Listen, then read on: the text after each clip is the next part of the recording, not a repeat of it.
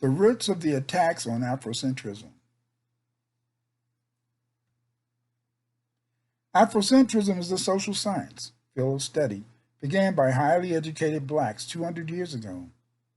The question is, given the role of scholars such as W.E.B. Du Bois in the development of Afrocentrism, why is this field of study disrespected and held in contempt by many? The answer is simple.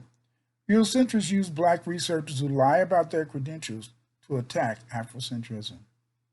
In the 1990s, after Eurocentrists were able to show that the authors of the Portland essays, namely Hunter Adams and Ivan Van Sertima, knew very little about African and black history, they were able to claim that Afrocentrism is unfounded.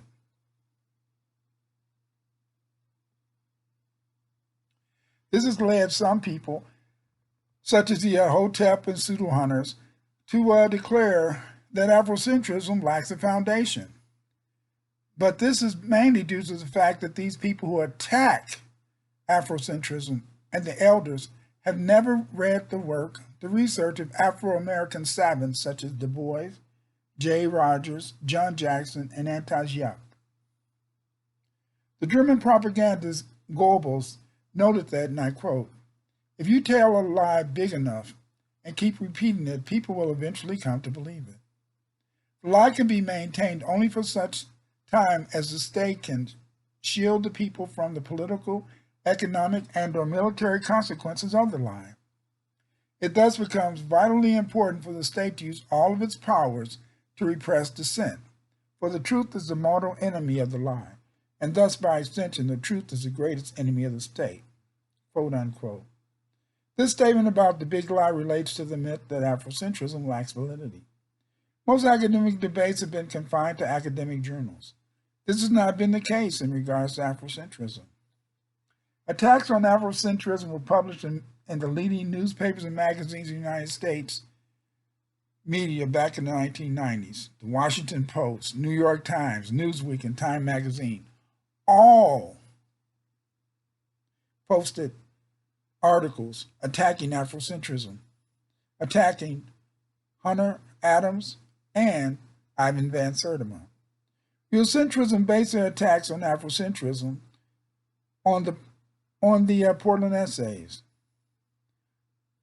The success of this Afrocentrism attack on the Portland Afrocentric curriculum and the publication of many Afrocentric articles in the popular press made it very difficult for public school teachers to include Afrocentrism in their social studies curricula.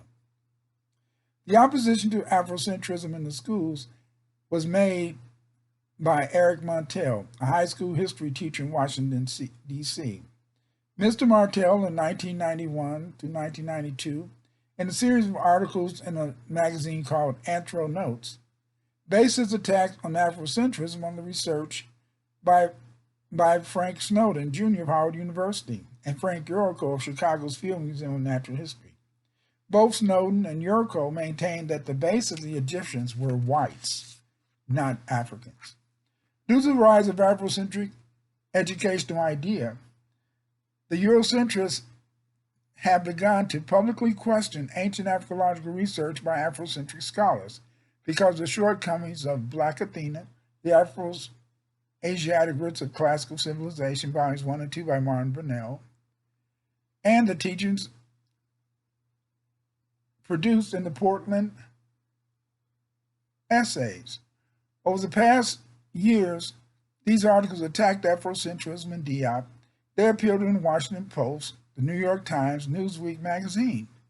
But if you notice, none of these attacks were ever aimed at people like Du Bois, never aimed at people like Anton Giap, never aimed at people like John Jackson or J. Rogers. No, they never attacked the authentic researchers. They based their entire attack on Afrocentrism on the inability of Hunter Adams and Ivan Van Sertima to support the curriculum lessons that they had produced in the Portland essays. In these articles, Afrocentrists are described as cranks and ethnocentrists. Their views were referred to as being based on poor and outdated sources and as a result their work is unscientific and lack adequate proof.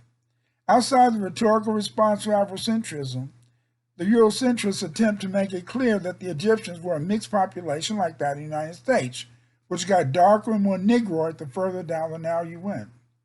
In the 1990s, the media and articles published by Newsweek, the New York Times, and Time magazine were able to show that Ivan Van Sertima and Hunter Adams were charlatans. The definition of a charlatan, also called a swindler or mountebank, is a person practicing quackery or some similar confidence trick in order to obtain money, fame, or other advantages via some form of pretense or deception. Ivan was shown to be a charlatan because he could not back up what he wrote in the books he edited in the 1980s. Hunter pretended to be a scientist. He pretended that he was a physicist working at Argonne National Laboratory. But he was not a physicist. He was just a janitor. This was pure deception on the part of the conservatives.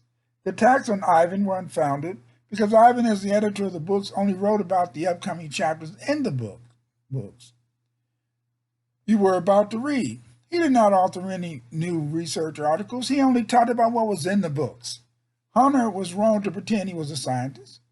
At the time, Hunter was employed by the University of Chicago and could have got his degree through the university anytime he wanted, but he refused to do so. I had talked to Hunter as early as 1979 and said, "Hunter, go back to school. At least get your BA degree." He refused. He lied that he was a physicist. This allowed them to be able to say, aha, they've got janitors writing about Afrocentrism. Why should you believe them? Some Hotep pseudo-hunters accept that Afrocentrism lacks any foundation because of the media attacks on Ivan and Hunter. These young people have an inferiority complex and seek out any white authority to support their work. They do this out of ignorance. They don't know that Hunter and Ivan were not Afrocentrists. Ivan was not an Afrocentrist. He made a name for himself popularizing the work of others. As a result, even though no one has falsified the research of Du Bois, John Jackson, J. Rogers, Giap, and the other heroes of the Afrocentric social science, young people spend all of their time citing anything written by whites that shows some sort of contribution of blacks to ancient history and ignore the works of the true heroes of African history, ancient history, Du Bois, J. Rogers, and etc.